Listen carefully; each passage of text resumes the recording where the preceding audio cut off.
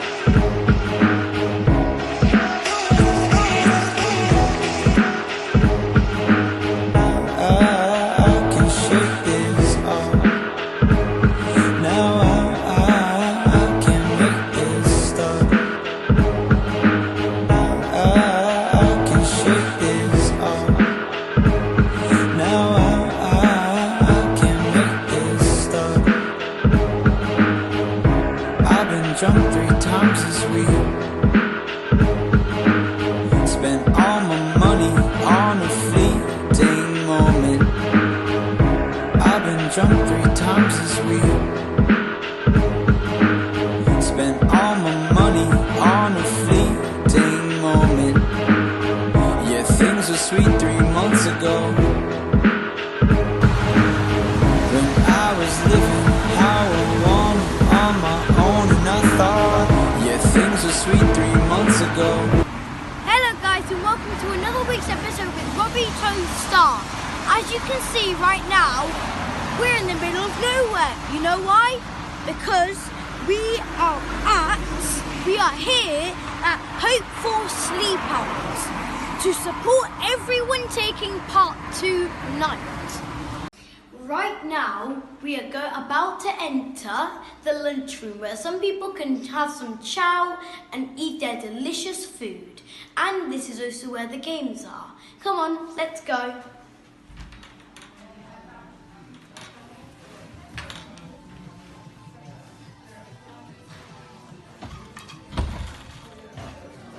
Now, just like I said, this is the lunchroom. You might hear a little bit of music in the background because they're trying to make it, are trying to make it be more feel more at home. He's had a few more years practice. Strike the white ball. We'll strike the white ball.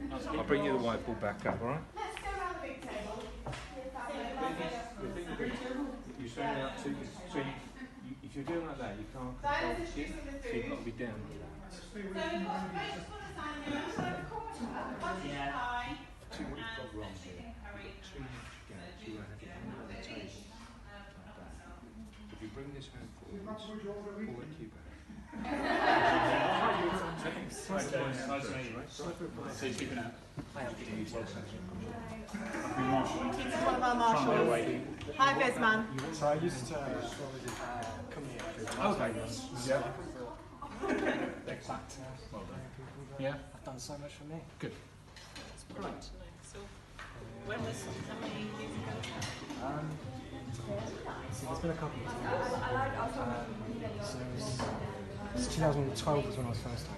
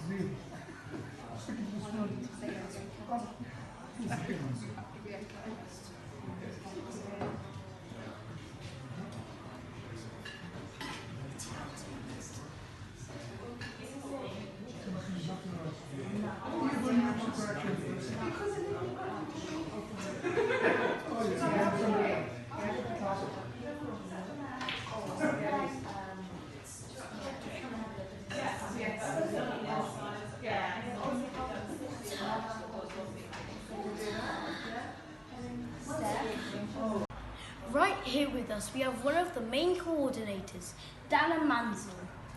How are you able to save many people in a week? Well, we have about 25 or 30 people that come here to the centre every day, but there's probably about 60 people on our books at any one time. And so people come here for a hot meal every day, and they can have a shower, they can get clean clothes, they can do their laundry, and we have computers, and they can look for jobs and accommodation, so lots of different ways. And they can play pool and chill out with their friends and socialise. So lots of different ways that we help people. Okay.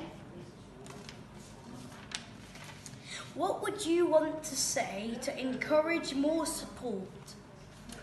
I would like to say that anybody could end up being homeless or needing our help, and you just don't know what's around the corner. So if people give support and people receive support, then it's the whole of our community working together to help one another. Just don't know. Some people who've never thought they're going to need our help have done. People who've needed our help have then come back and been volunteers. So it kind of works both ways, really. So I'd encourage people to do some good in their community. Okay. Didn't really know what to say to that. Is that all right? What would you want to say to those that need help but are not aware of how to reach you? I'd say ask. Ask around. Somebody will know about us. Go to the council or go to Citizens Advice or go and ask a church leader. They'll all know about us, and they will say, go along to Hope For, they'll really be able to help you. Lots of nice people and lots of things that have been donated to help you. So yeah, just ask. Always ask. Okay. So one of the things we've got at the centre is tumble dryers and washing machines, so the guys can wash and dry their clothes, and also obviously towels for the showers. So a real holistic approach to ensuring that people don't stand out in any way as being homeless, taking care of very ordinary needs that we all have. I'm going to possibly speak to one of the service users here tonight. Ray, how has Hope For helped you?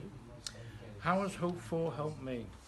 Well, the best thing about Hope For was that it was here when I arrived in Rugby, and when I first arrived, I was greeted very warmly with a great show of affection, and it's a great oasis whereby I can come here, escape the drudgery of the world outside, and shower whenever I need a shower, launder my clothes when I need to launder my clothes, and get at least one hot meal every day, and a nice breakfast on a Saturday morning.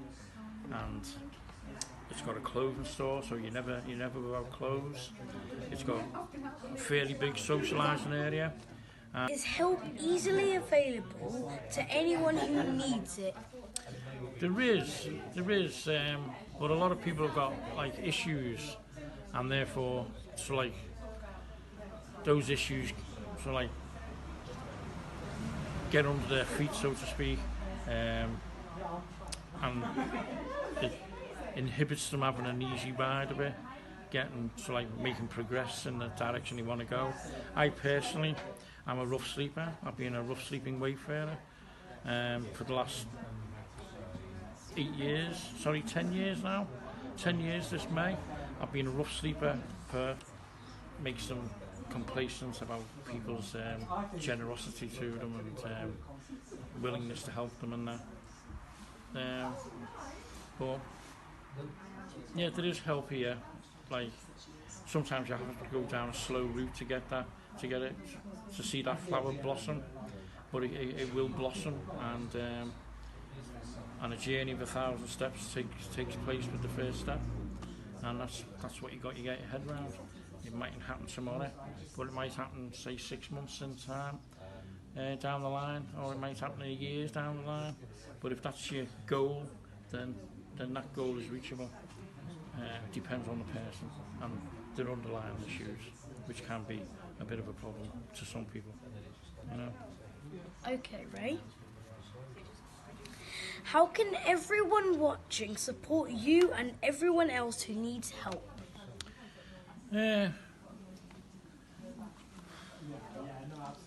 That's a good question. That's a multifaceted question. I think patience is a great virtue.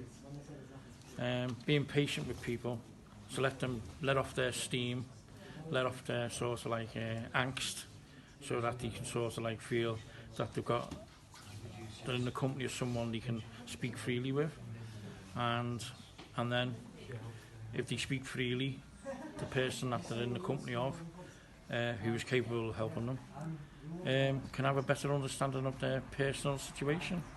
And sometimes you know, people will resist, even if you know what help they need, and you try to give them that help, they will try and resist, because it's just in their nature to resist.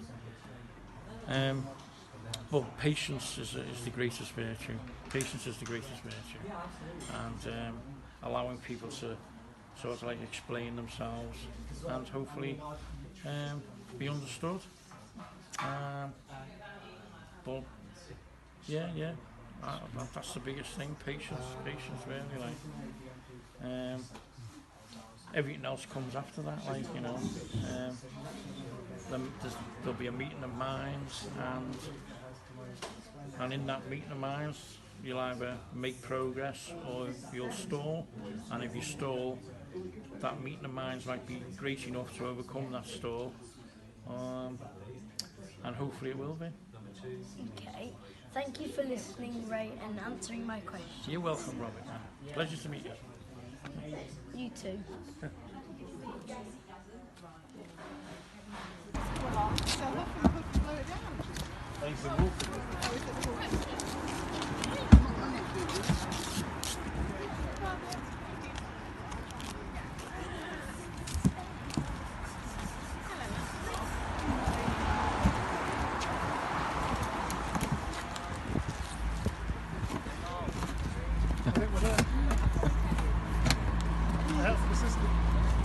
Is he helping you? Yeah, he's been helping. And he tells me he supports Liverpool, so that's always a good thing. Oh, okay. His whole family supports Liverpool. He supports Liverpool.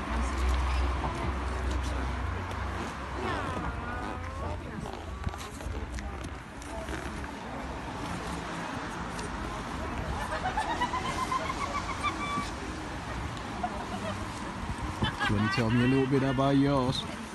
My That looks cozy. it does look cozy, doesn't it? It definitely does. And well, I'll find out overnight, won't I? So you did say you were a service user, weren't you? Yeah, I was. Yeah, I did use the service here. Yeah. It was fantastic, actually. Yeah, they've really helped me, and it in fact is the reason why I'm here today, trying to do something, trying to give a little bit back, because what they did for me is just incredible.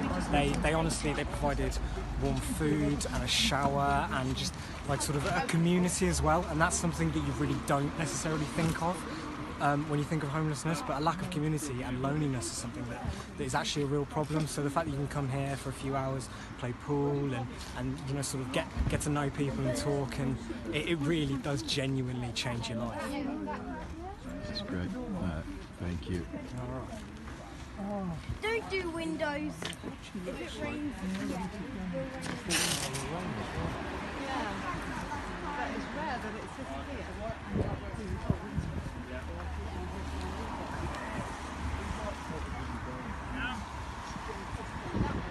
Is that your bit? Sorry? Is that yours? Yeah, this is mine. I mean, I just did a simple tent because I'm not really good at building and stuff. But I think the tent is good because it shows that, you know, often with being homeless, all that's there to support you is confined into one small space, and that's not good considering they're often exposed to the elements, and there's nothing really to protect them against what's out there. It can put you in a very dangerous position. I think that sleeping in a tent tonight will help me to actually be able to relate to that, or at least understand that. Not to mention, of course, dealing with the cold weather as well. But yes, I think also as well, as someone who's an environmentalist, I relate the homeless issue to the current climate emergency because, of course, if, as a homeless person, you're going to be disproportionately affected by it. You're going to be more likely to be in extreme weather and be suffering under hindered air quality. And of course, as we saw in places like Australia, it's the climate emergency that actually pushes people into homelessness. And I think that we need more people to actually talk about the link between these two very, very important issues. But I think that, holding events like these is actually a very good way for everyone to get involved and people to actually start, these conversations to actually start happening, and that's heading in the right direction overall. Right here we have Mayor Bill Lewis who is taking part tonight. Mayor, are you ready to face the cold? Well, I feel I'm ready, but if you look at my bed, I don't think that's very ready yet. I've still got a fair bit of work to do on that. Is it going to be very cold tonight then? Yeah. Oh, right. Well, I've got plenty of clothes on, extra layers. What would you like to say to everyone watching this video? Well, gosh, that's a wide question. Well, I think what we're doing here is very good because it's highlighting the problem of homelessness and also what Hope for doing to help homeless people, because they provide them with food and shelter and so on, especially in the winter time.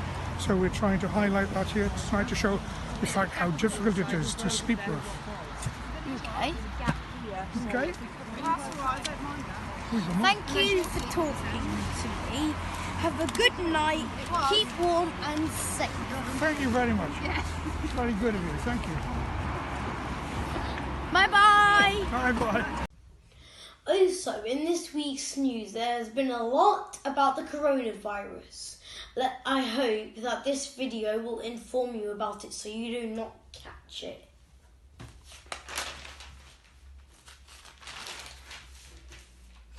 Medic in hazmat suit on streets of Birmingham as Britons are warned not to fly to China.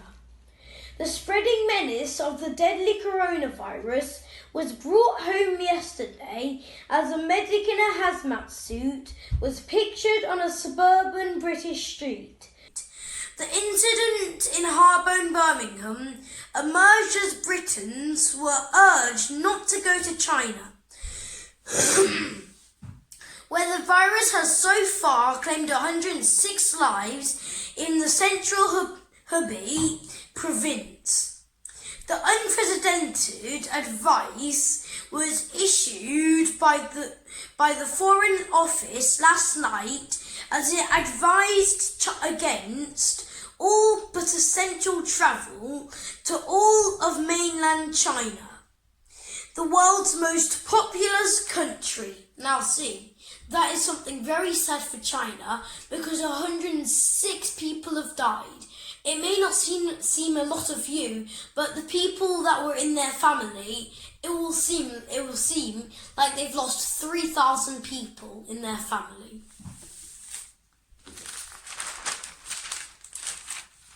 And that was all. That was all for this newspaper. So I'll just move it to Thanos and Spider-Man over there. Keep care of it. Now, on to the really good part.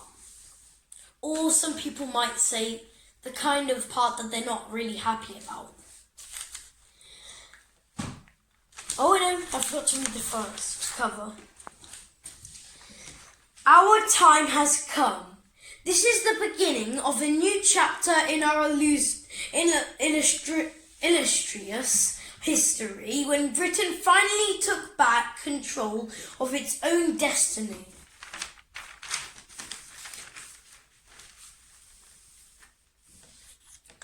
Brexit Day celebrations swept across Britain last night as the UK left the European Union. At the stroke of 11 p.m, flag-waving revellers poured into Parliament Square, bells rang out and a drum that was attached to a little Ben cart banged. Undeterred by the rain, people mark the historic occasion to hits from Sir Tom Jones and Queen. David and Nancy Waller travelled from Shropshire with their Victorian cart, which cost £500 to rebuild. He said, "We have come here because we are great supporters of democracy. At one stage we thought it was all over, but it ain't now."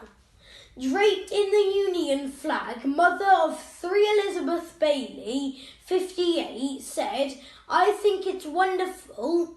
It's better than winning the World Cup." Well, it counts on your opinion. It might be better than winning the World Cup, or it might be worse than winning the World Cup. See, not everybody's the same. Everybody has their own opinions.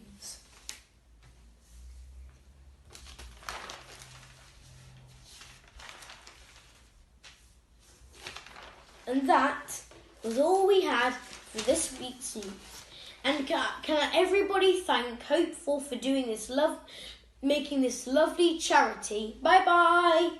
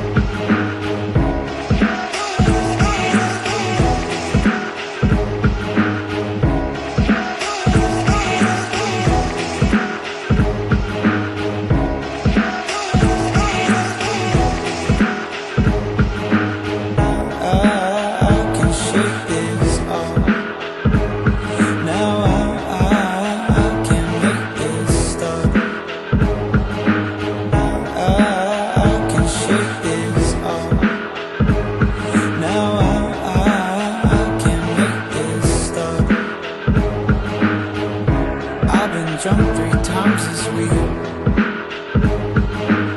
Spent all my money on a fleeting moment. I've been drunk 3 times this week. Spent all my money on a fleeting moment. Yeah, things were sweet 3 months ago.